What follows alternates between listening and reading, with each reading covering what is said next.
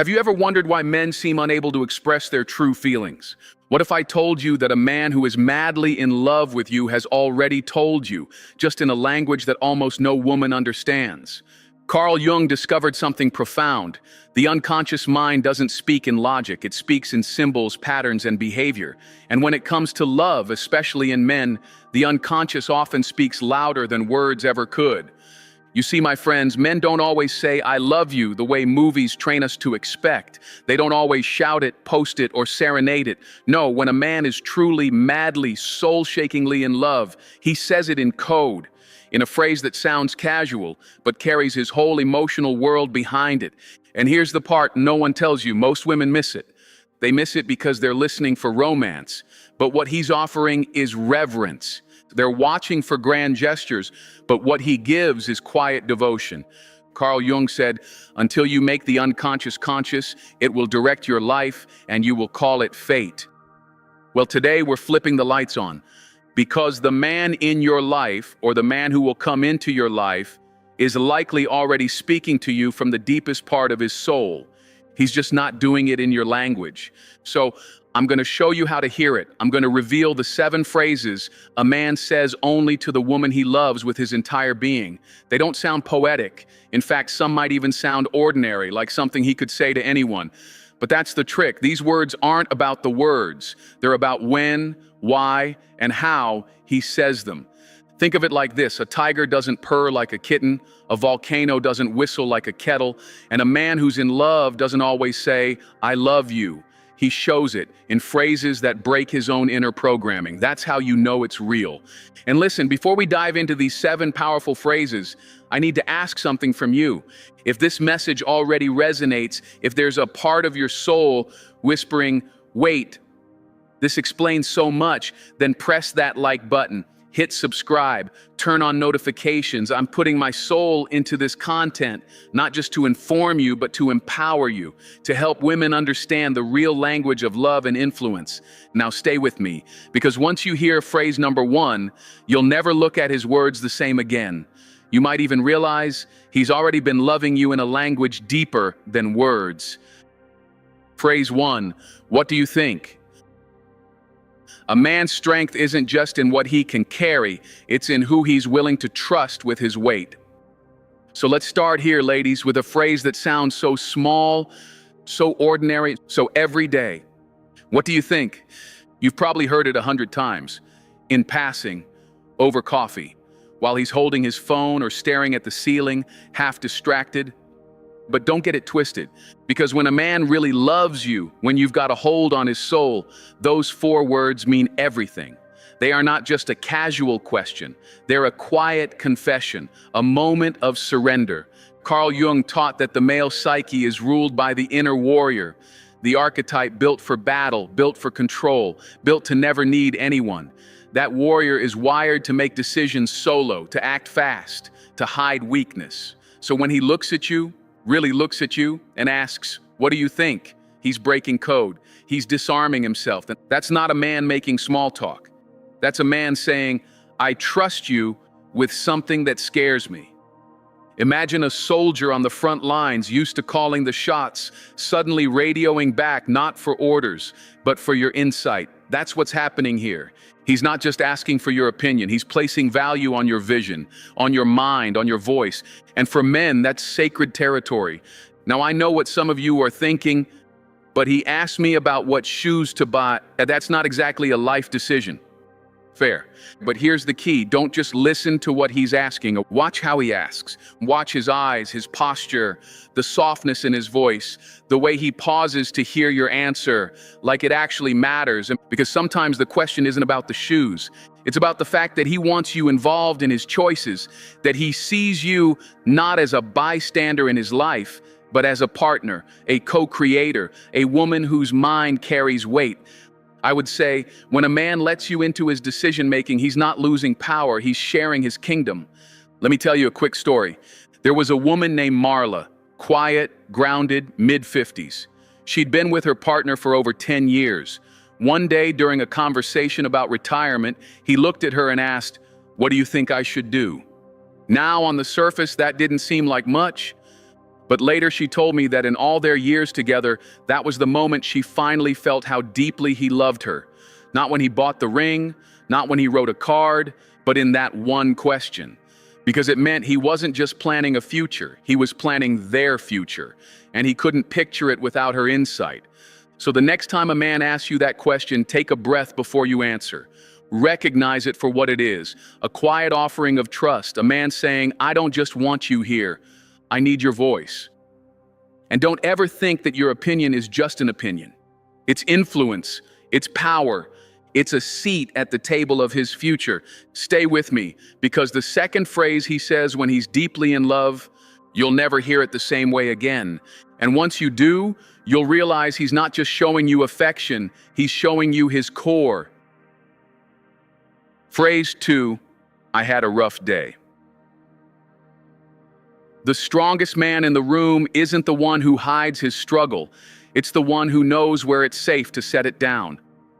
Let's talk about a phrase that slips out so quietly, you almost miss the meaning behind it. He comes home, drops his keys, rubs his neck and says, I had a rough day. Simple, right? But if you only hear the words, you'll miss the invitation. Because when a man says that, really says it from the soul, it's not just a recap of his schedule. It's vulnerability, it's exposure, it's his emotional armor clinking to the floor. Carl Jung taught that the masculine unconscious is shaped by the archetype of the warrior, a figure built for survival, trained to lead, carry, protect. And the warrior's number one rule, never show weakness. Which is why most men, good men, loyal men, loving men, walk around exhausted, not just from work or life, but from constantly holding in what they feel. Because to admit struggle, to say I'm tired or I'm overwhelmed, means going against everything their inner world has told them a man should be. So when he looks at you, and says, I had a rough day, it means more than just traffic or a tough meeting. It means, with you, I can stop pretending. That's not small talk, that's emotional nakedness. And it's him removing the mask of perfection. It's him saying, I trust you enough to be seen. And listen, he won't always know how to say it poetically. Most men won't cry on cue or pour out their feelings like a monologue. But when he gives you even that sliver, when he says, today was hard, that's a gift. I would put it like this. If he lets you see him tired, it's because his heart is already resting in you. So many women miss this moment. They brush it off, try to cheer him up, or worse, think he's just being moody. But when you realize that this is his version of intimacy, it changes everything. You don't have to fix it. You don't have to solve it. You just have to receive it. Maybe he sits next to you and says nothing. Maybe he just wants to be quiet around you without explaining every detail. That's not disconnection. That's trust in its purest form. Because a man's I had a rough day is code for, you are my safe space. You are the one place I don't have to be strong. And when you meet that moment with grace, with presence, not pressure, you become the calm inside his storm. Ladies, don't underestimate what it means for a man to collapse gently into your presence. Because when he hands you his stress, what he's really doing is handing you his heart. And in phrase 3, he doesn't say anything about feelings at all. Instead, he notices your touch on something unexpected. And that's where his love shows up next. Stay with me. Phrase 3, I like how you arrange this. A man's space is not just where he lives, it's where his identity breathes. So let's talk about a phrase that might sound harmless, even throwaway, but it holds a message most women never catch. I like how you arrange this. He might say it when you fluffed a pillow, changed the way his mugs line up, added a little plant to his desk, or moved his furniture 2 inches to the left, something small, something he didn't ask for, and yet he notices, and he says he likes it. Now let me break this down.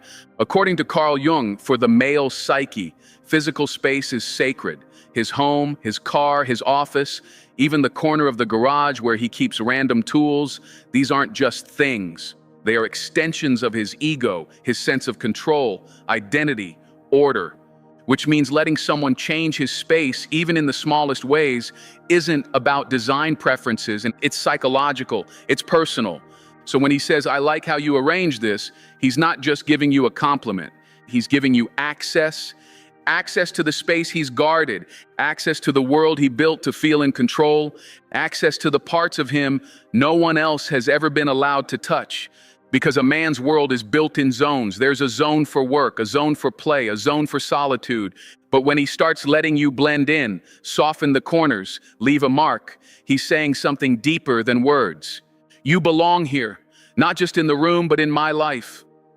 That's not decoration. That's integration. You don't have to move in with him to rearrange his world. Sometimes your presence alone starts shifting things. Suddenly he's lighting a candle instead of using old socks as laundry baskets. Suddenly he keeps the snacks you like stocked. Suddenly there's room on his shelf for your books, your hair tie, your energy. My style, when he lets you shape his space, what he's really saying is, you're shaping me, and I'm not afraid of that anymore. Let me give you a story. There was a woman named Simone. She was dating a man who'd lived alone for years. He was neat, private, very particular. One day, she reorganized his kitchen. Not a huge change, just more functional. When he walked in, he paused, looked around, then said, "I like how you set this up." She almost missed it. But weeks later, he referenced that exact moment when he said, "That was the first time I realized I could actually share my world with someone and not feel like I was losing it." That's what this phrase means. It's not about the curtains. It's about comfort, and it's about surrender. It's about home. So next time he says it, don't brush it off. Hear what he's really saying. I'm not just letting you in. I want you here. And in phrase 4, he starts asking about your tomorrow, but what he's really doing is inviting you into his forever. Stay with me. Phrase 4, what are you doing tomorrow? We don't plan for the future with people we plan to forget. So let's talk about a phrase that seems casual, maybe even forgettable. What are you doing tomorrow? Now, most people hear that and think he's just trying to make plans.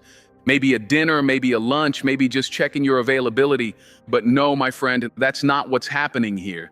Not when it's coming from a man who truly loves you. Because for the male psyche, as Jung taught, time is sacred. It's not just about hours on a clock, it's about identity, direction, control. The timeline a man builds is a direct expression of who he is and where he's going. So when a man invites you into that timeline, even for just tomorrow, he's doing something quietly powerful. He's placing you not only in his present, but beginning to fuse you with his future. And here's what no one tells you. Men don't include women in their future unless they're serious. Unless their heart, their plans, and their vision have already started merging with yours. I would say, when a man sees you in his tomorrow, he's already choosing you for his forever.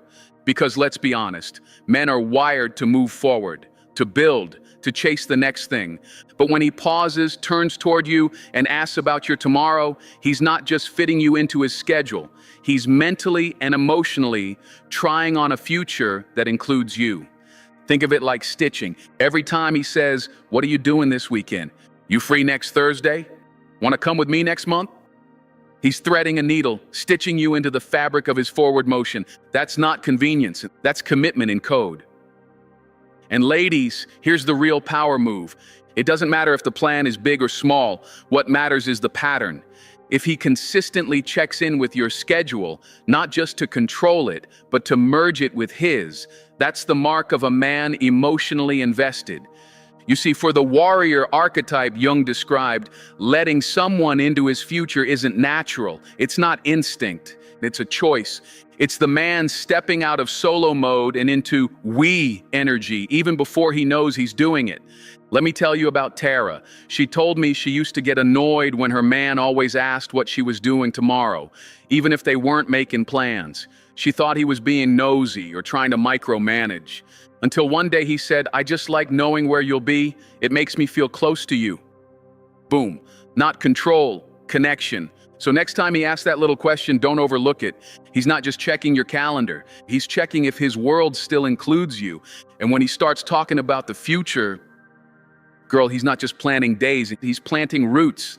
Now in phrase 5, he stops pretending to have all the answers. And when he does, it's not a red flag. It's the biggest heart reveal of all. Stay with me. Phrase 5, I don't know what to do. The bravest thing a man can do is admit he doesn't have it all figured out. So let's sit with a phrase that shakes both sides of the table. I don't know what to do. Now this one hits different, not because it's rare, but because it carries a kind of rawness most women don't know how to read. To many of you, it might sound like weakness, indecision, maybe even failure. But in truth, it's one of the most courageous moments a man can offer you. Carl Jung believed that vulnerability in the masculine psyche is the very doorway to transformation. And this phrase, this quiet confession, is where that transformation begins. You see, the male unconscious, especially under the archetype of the warrior, is trained from birth to know the answers, to lead, to solve, to never appear lost. So when a man, especially the man who usually has his stuff together, looks at you and says, I don't know what to do, what he's really saying is, I trust you with my confusion. I feel safe enough to be seen without my armor. And that, my friends, is sacred. Because most men are taught to fear that moment, to hide it, to bury it, to drown it in silence or distractions or isolation. So if he brings that truth to you, if he cracks open the strongman persona long enough to expose that he's uncertain, conflicted, or even scared, he's not breaking down, he's breaking open. And how you respond in that moment, it changes everything. Because here's what usually happens. Women panic. They hear that phrase and think, wait, you don't know? You're supposed to be the steady one. But he's not looking for someone to fix him. He's not even asking you to solve anything. He's asking for a place where his truth can land without being judged. I would say it like this. A man can only set down his burdens where he knows the ground won't crack beneath them. Let me tell you a story. Janelle was with her partner for years, steady, strong, composed. Then one day in the middle of a career crisis, he looked at her and said, I don't know what to do anymore. She froze and thought, wait, aren't you supposed to be the one with the plan? But instead of rushing to fill the silence, she just sat beside him, held his hand, let him be seen, fully, without answers. Later, he told her, that was the moment I knew I'd spend my life with you, because you didn't need me to be perfect, you just let me be real. And that's the key. Men don't need you to fix it. They need to know that when their soul trembles, you're not running. So next time he says, I don't know what to do, don't see it as weakness. See it as an invitation into his most private truth, because the man who shows you his doubt is the man who sees you as his home. And in phrase 6, he doesn't talk about love at all. He just tells you what made him think of you. But what that really means, it'll open your heart in a whole new way. Stay with me. Phrase 6, you made me think about. The moment you cross his mind without trying is the moment you've already entered his heart. Let's talk about a phrase that sounds casual, maybe even random. He says it offhandedly while scrolling his phone, watching a movie, or walking through the grocery store. You made me think about. And just like that, without poetry or fanfare, he gives away the secret. You live in his mind, even when you're not in the room. Now, most women brush this off. Oh, that's sweet. Cool, babe. But if you knew what this really meant, you'd pause, you'd smile differently. Because this is memory anchoring, this is emotional imprinting. Carl Jung called it the integration of the feminine energy into the masculine psyche. And when it happens, it's not about logic, it's about resonance. You see, the masculine unconscious is naturally compartmentalized. Men are trained biologically and culturally to focus on one thing at a time. So if you show up in his thoughts when he's not with you, when he's at work or with friends or mid-conversation with someone else, that's not coincidence, and that's emotional presence, and that's love in mental form. Because a man's thoughts are his internal landscape, his compass, his filter for reality. And when you start showing up there, like when he tells you, I saw this book and thought of you, that song reminded me of what you said. That couple at the coffee shop made me think of our first date. He's not just talking, he's revealing. Revealing that his inner world has already begun to include you, that your energy is woven into his perception of life. I would say, if he thinks of you when you're not there, you've become part of his consciousness. And girl, that's deeper than any poem. But let me give you a quick story. Nia told me that her boyfriend would always mention little things that made him think of her. A line from a movie, a shirt in a store, a moment on his drive to work. At first, she thought it was sweet, but not serious. Until one day he said, "Every time I make a decision, I ask myself what you'd think." And that's when she realized she wasn't just on his mind, she was in his framework, in his inner dialogue. That's not flirtation, that's fusion. So the next time he says, "You made me think about," don't take it lightly and don't brush it off. Realize he's showing you the echo of your presence in his private world. Because when a man integrates you into his thinking, he's already halfway to building a life with you. Now in phrase 7, the word changes. Just one word, but when you hear it, you'll know. This man no longer sees life as his journey alone. Stay with me. Phrase 7. Do you think we should... When a man stops planning alone, it means he's already building a future with you in it. Let's talk about one quiet, almost unnoticed phrase, yet it carries the deepest signal of love a man can offer. Do you think we should... That one little word, "we," means everything, because until now, it's been his path, his decisions, his goals. But when that shifts, when he stops saying, "I should do this," and starts saying, "Do you think we should..." That's not just a change in grammar, that's a change in identity. Carl Jung taught that true emotional bonding happens when two psyches begin to integrate. And in the masculine unconscious, where the warrior archetype dominates, independence is sacred. The I is how he defines himself. So when he gives that up, even slightly, and replaces it with "we," that's not just romantic, that's revolutionary. Because to the male psyche, the word "we" isn't casual. It means, I see you not just beside me, but within my decisions, my values, my life. It's not, "Do I want this?" It's, "Do we want this?" And listen, my friends, he may not even realize the shift himself. It might sneak out during dinner plans. Do you think we should go on that trip this year? Or something deeper? Do you think we should move?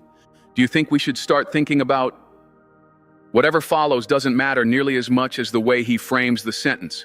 Because once he starts speaking as "we," what he's really saying is, I've stopped building a life just for me. I'm building it with you. I would say when a man speaks in "we," he's rewriting his story with you as the co-author. And here's what's beautiful. This shift doesn't always come with grand speeches or dramatic moments. Sometimes it's slow, subtle, organic, but when you hear it, pay attention, because it marks a psychological evolution from me to us. Let me give you a story. Jasmine had been dating her partner for 2 years. Solid relationship, no drama, but she always wondered if he saw her as long-term or just convenient. Then one night, while talking about their future, he said, "Do you think we should start looking at houses next year?" She didn't even catch it at first.